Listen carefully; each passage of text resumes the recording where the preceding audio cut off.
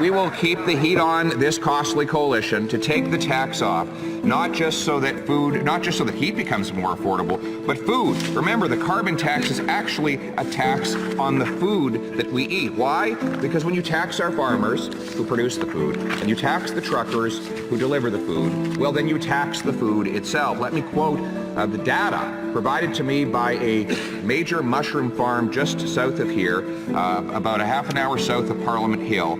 The Carleton Mushroom Farm, unbelievably successful farm. They employ about 100 people. They supply the nation's capital with the mushrooms that we eat.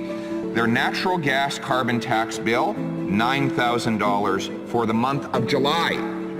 For the month of July. The bill expected for January, $14,275 for 1 month. Now, Madam Speaker, you think that doesn't get passed on to the consumers?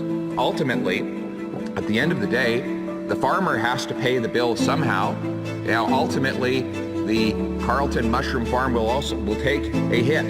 They will suffer and probably produce less mushrooms than they otherwise would, which of course means we import more mushrooms from foreign polluting jurisdictions, driving jobs out and pollution up, but also the consumer will have to pay a higher price for those mushrooms. Why don't we take the tax off the Carleton Mushroom Farm so that they can lower the cost of their produce and increase the amount of food that they produce in this country? We should be more self-reliant. We have the 5th biggest supply of farmland per capita on planet Earth. It is unacceptable that we cannot feed ourselves. We should be a nation that stands on its own feet and kneels before no nation and feeds itself.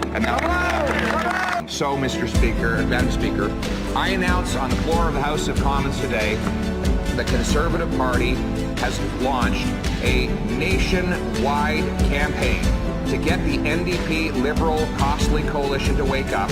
This coalition is taxing our people. We've had enough, and so we're launching a campaign to keep the heat on and take the tax off.